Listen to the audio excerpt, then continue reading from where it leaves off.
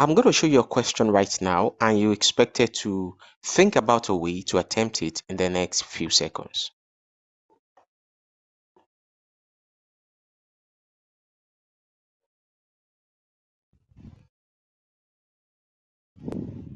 Can you find an answer? Or can you think about a way to solve it? No worries, we are here together. So let's go on to see how do we attempt this kind of expression.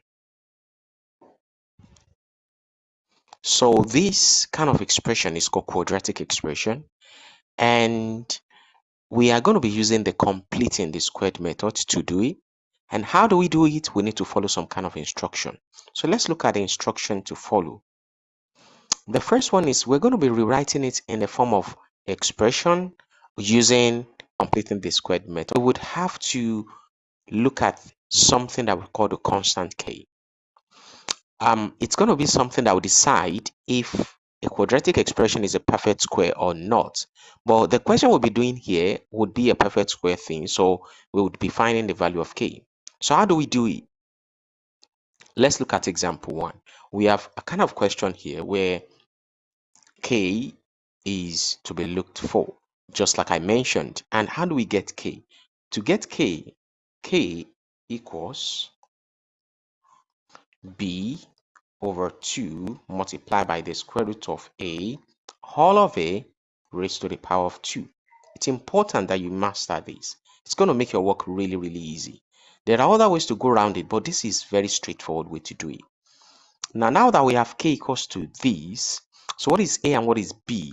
A is the coefficient of the first term. This is the first term, this is the second term, and this is the last term, which is the third term. So the first term is this number here, and what is behind it? Nothing. So when it's nothing there, that means a would be 1. Now here is x. The coefficient of x is 12. That is b.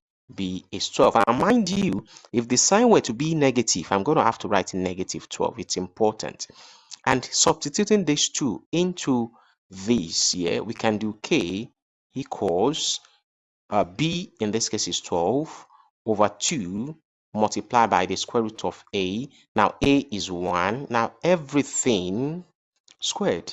So if I simplify this, I would get 12 over, now 2 multiplied by square root of 1 is 1. So that would be like 2 times 1.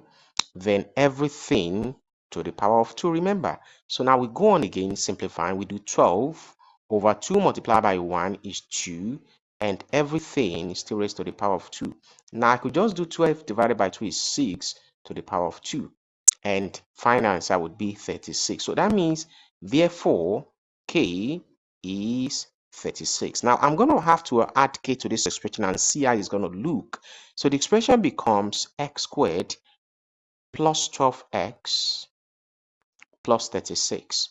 Now if I try to factorize this, I'm going to get something squared. I'm going to get x plus something all squared. There are ways to quickly factorize that, but the way we could easily do it is this. The first term here, take the square root of the first term. The square root of the first term plus the square root of the last term.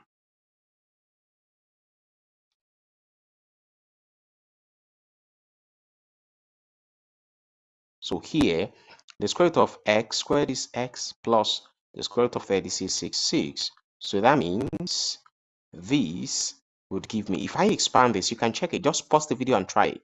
If you expand this, if you try to expand this, you're going to come back to this one.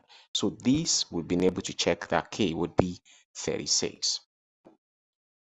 Please subscribe now and hit the notification bell so you can get fantastic videos when I upload them as soon as possible. Thank you for doing that.